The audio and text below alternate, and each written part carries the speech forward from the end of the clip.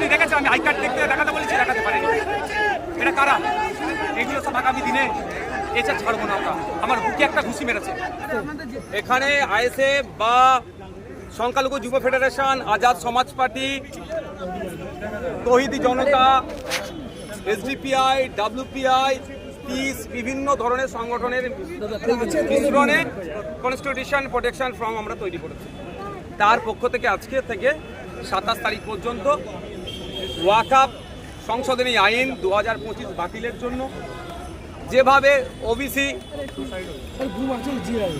OBC certificate নিয়ে জলঘোলা হচ্ছে, এটার নিরসন, ফেক এসটি/এসসি সার্টিফিকেট নিয়ে যেভাবে মানে নন এসটি/এসসিরা ফেক এসটি/এসসি সার্টিফিকেট পেয়ে যাচ্ছে, তার বিরুদ্ধে সর্বোপরি এসআইআর নিয়ে যেভাবে নাগরিক হয়রানি বা আতঙ্কিত করার চেষ্টা করছে, বলছে নাকি যাকে তাকে ডি ভোটার বানিয়ে দেবে, ডাউটফুল ভোটার বানাবে, ওটার প্রতিবাদে এবং ভিন্ন রাজ্যে যেভাবে আমাদের বাংলা শ্রমিকরা আক্রান্ত হচ্ছে বাংলা কথা বলার জন্য, গতকালকেও আক্রান্ত হয়েছে, বেধড়ক মার মেরেছে একটা মহিলা আক্রান্ত হচ্ছে, 18 বছরের টিনেজার কমপ্লিটার সেও আক্রান্ত হয়েছে।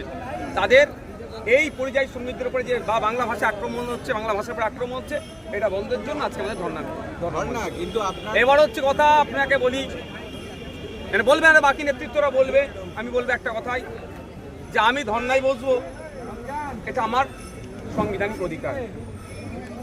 এটা আমাকে এখনো পর্যন্ত পুলিশের সাথে কোনো আলোচনা হয়নি। পুলিশের কর্তারা এসেছেন, আমাদের লিডারশিপদের আপনারা বাইট নেবার পরে আমরা পুলিশ কর্তাদের সাথে কথা বলবো, তারা কি বলছে শুনবো, তারপরে আমরা পদক্ষেপ নেব।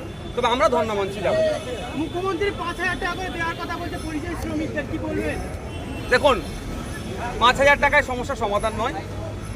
পরিযায়ী শ্রমিকদের স্থায়ী সমস্যার সমাধানের জন্য আমাদের আজকে ধর্ণা মঞ্চ।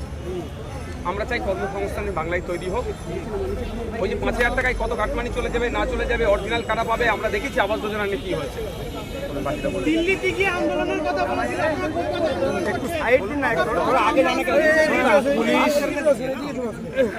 জানা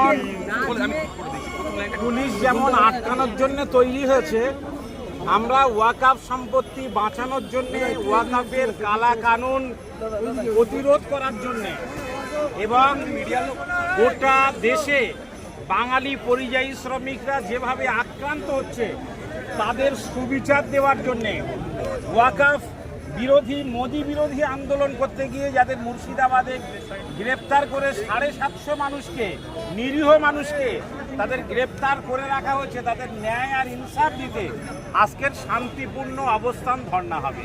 এই শান্তিপূর্ণ অবস্থান ধর্ণা করার অধিকার প্রত্যেকটা সংগঠনের আছে, প্রত্যেকটা রাজনৈতিক দলের আছে। সেটা যেমন মুখ্যমন্ত্রী নিজে ধর্ণায় বসেন, আমরাও ধর্ণায় বসবো। পুলিশের সঙ্গে সংঘর্ষ করার জন্য আসেনি। আশা করি পুলিশেরও যেমন আইনের ঊর্ধ্বে নয়, আমরাও আইনের ঊর্ধ্বে নয়, সবাই আইনকে সম্মান জানিয়ে আমরা লড়াই করি। চলো ঠিক আছে। দিল্লির ব্যাপারে আপনারা বলছিলেন দিল্লিতে আন্দোলন করার কথা, এই আইডিয়াটা মুখ্যমন্ত্রী মস্তিষ্ক প্রসূত। তাহলে দিল্লিতে গিয়ে আন্দোলন মুখ্যমন্ত্রী করবেন, আমরা বাংলার মানুষ বাংলায় আন্দোলন করব, এটা আমাদের বুনিয়াদী অধিকার, এটা আমাদের কেউ চিনতে পারবে না। চলো ঠিক আছে, মিছিল হোক।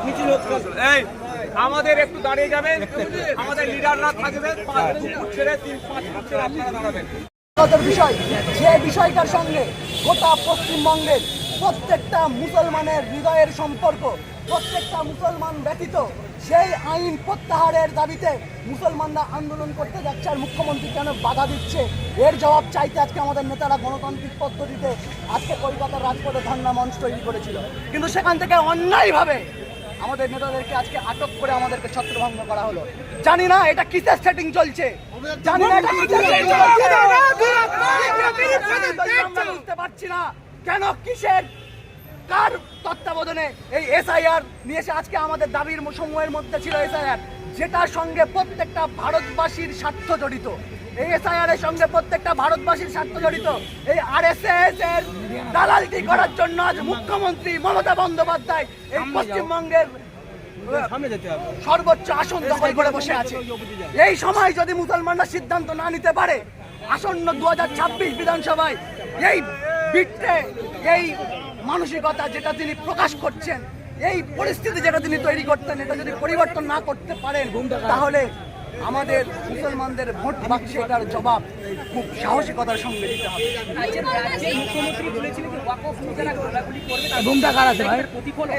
অবশ্যই এটাই তার প্রতিফলন, হিংসাত্মক রাজনীতি।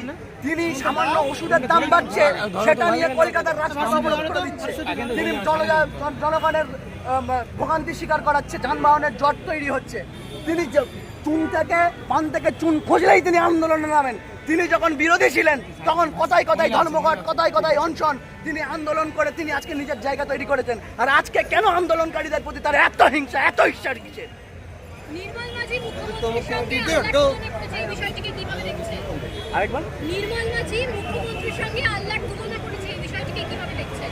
ওরা আরো কিছু মুসলমানদের হৃদয়কে ব্যথিত করে দেওয়ার জন্য, চিড়ে দেওয়ার জন্য আরো অনেক ভয়ঙ্কর কথা বলতে পারে। তাই মুসলমানদেরকে এখনই সচেতন হতে হবে, এখনই সাবধান হতে হবে এবং এর জবাব দিতে হবে গণতান্ত্রিক প্রক্রিয়ায় ভোট বাক্সে।